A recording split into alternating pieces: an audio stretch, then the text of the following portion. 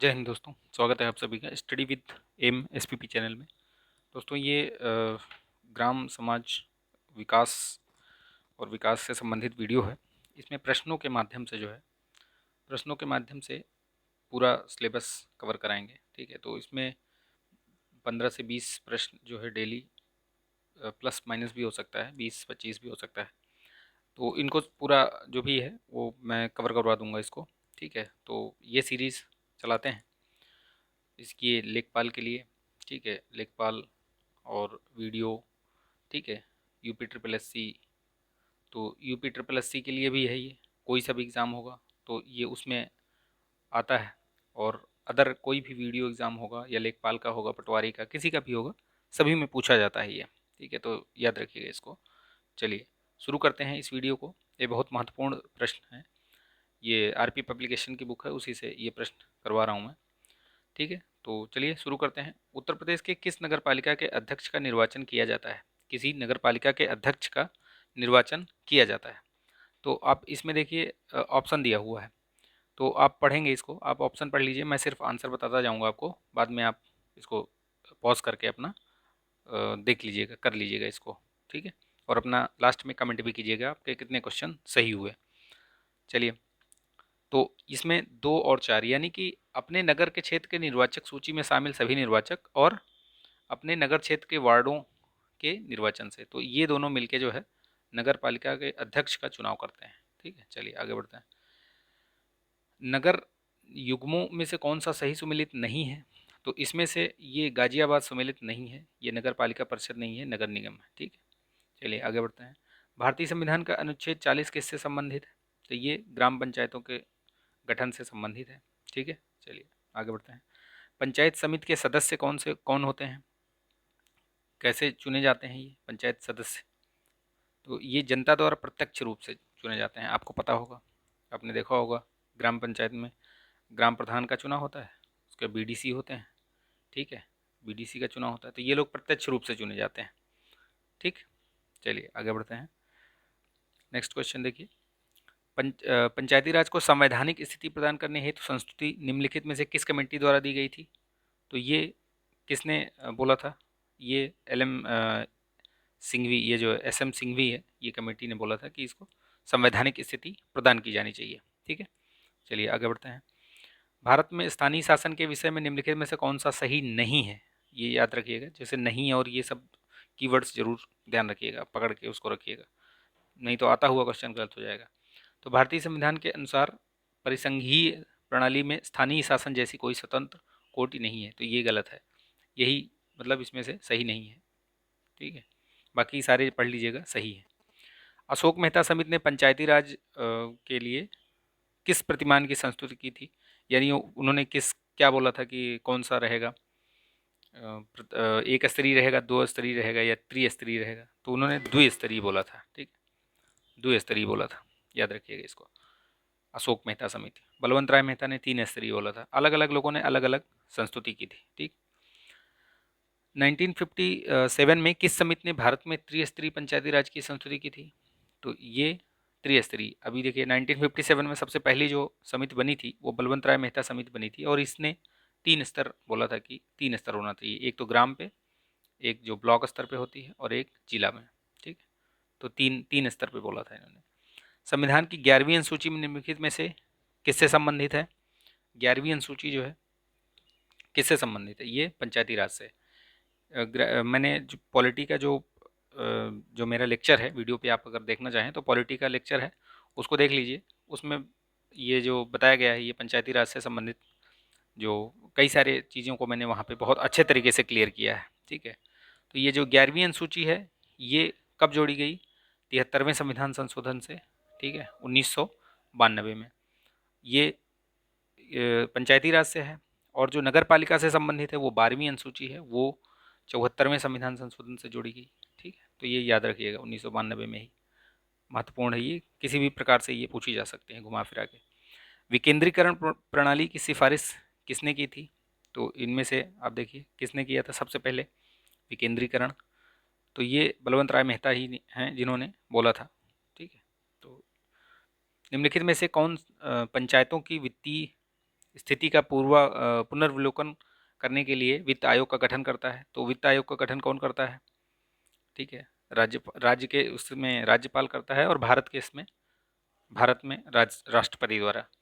इसका अनुच्छेद वित्त आयोग का किस में है? जो राष्ट्रीय स्तर पे तो 280 में है, और जो पंचायत मतलब राज्यों में किया जाता है वो किस में है? 243 आई। ठीक, याद रखिएगा ये। चलिए आगे बढ़ते हैं। संविधान के किस अनुच्छेद के अंतर्गत महिलाओं के 1/3 जो आरक्षण है, प्रतिनिधित्व है, वो गारंटी देता है? कौन सा? बी, यानी कि 243 घा, ए बी सी डी, ये देखिए डी, यानी कि 243 डी, याद रखिएगा वो। ठीक। ग्राम सभा का अभिप्राय क्या है? ग्राम सभा से क्या अभिप्राय होता है? तो ये जो ग्राम सभा में पंचायत क्षेत्र में निर्वाचक नामावली में जो पंजीकृत लोग होते हैं, उनको जो है बोला जाता है कि वो ग्राम सभा, पूरा सबको मिला के ग्राम सभा हो गया। निम्नलिखित में से कौन सा तत्व मूल लोकतंत्र से संबंधित है? तो मूल लोकतंत्र से क्या संबंधित है? पंचायती राज पद्धति, ये मूल लोकतंत्र है। ठीक। राज्य वित्त आयोग एक संवैधानिक संस्था है, क्योंकि इसका संविधान में प्रावधान दिया गया है।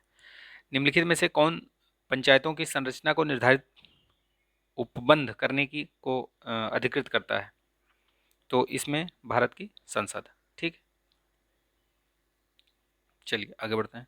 पंचायती राज व्यवस्था अपनाई गई थी, ये क्यों अपनाई गई थी?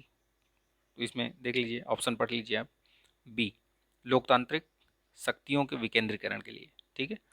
महिलाओं को पंचायतों में आरक्षण भारत के संविधान के किस संविधान संशोधन द्वारा दिया गया था? जो आरक्षण दिया गया है 33%, वो किस संविधान संशोधन द्वारा दिया गया है? तो वो 73वां जो संविधान संशोधन हुआ था, 11वीं अनुसूची जोड़ी गई थी, वही है। ठीक है, उसी के माध्यम से इसको दिया गया है। निम्नलिखित में से किसे भारतीय स्थानीय स्वायत्त शासन का जनक माना जाता है? तो हिस्ट्री में ये आप पढ़े होंगे, ये जो है लॉर्ड रिपन को माना जाता है स्थानीय स्वशासन का जनक। ठीक। भारतीय संविधान के अनुच्छेद 243 ZJ के अनुसार सहकारी समिति के निदेशकों की अधिकतम संख्या कितनी हो सकती है? तो 21, याद रखिएगा। कई बार ये यूपीपीएससी में भी पूछा गया, पीसीएस में भी प्रश्न पूछा गया है। कितनी हो सकती है? 21।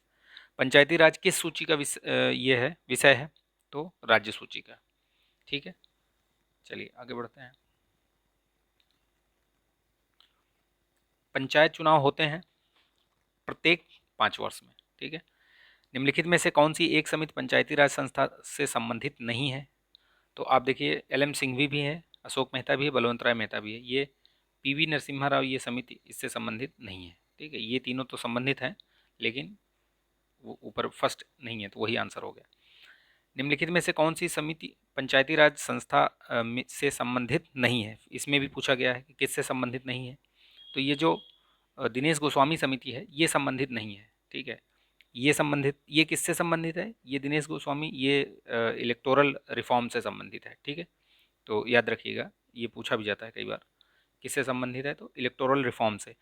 बाकी सब पंचायती राज से संबंधित है, लेकिन ये नहीं संबंधित। संविधान के किस भाग में पंचायती राज की व्यवस्था की गई है? तो इसके लिए भाग, कौन सा भाग है? देखिए इसमें भाग 9। ठीक है, इसी में जोड़ा गया है। 9 में नगर पालिका, और 9 में या गा में बोल सकते हैं ABC।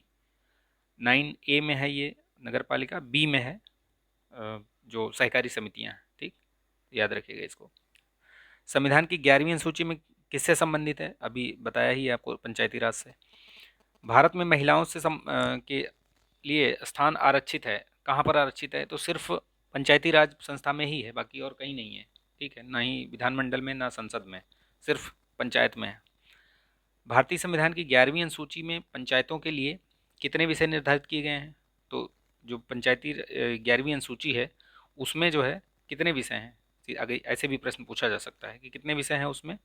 तो 29 विषय। और जो 12वीं अनुसूची है, उसमें कितने विषय हैं?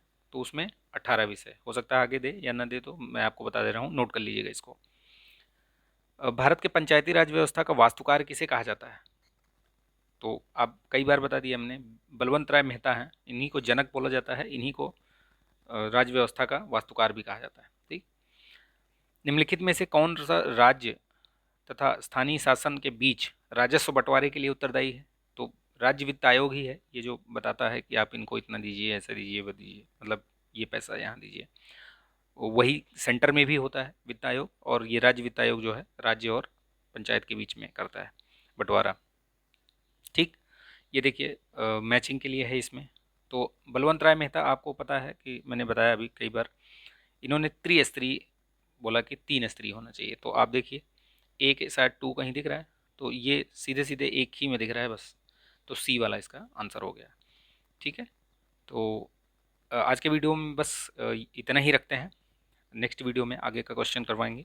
ठीक है, तो आई होप कि आपको ये वीडियो अच्छा लगा होगा, और इसके माध्यम से अगर रिस्पांस अच्छा रहा तो इसको कंटिन्यू करेंगे, और पूरा जो ये ग्राम्य समाज विकास वाला ये पूरा सिलेबस है इसका, लेखपाल वीडियो और यूपी ट्रिपल एस सी का, उसको कवर कर लेंगे इससे।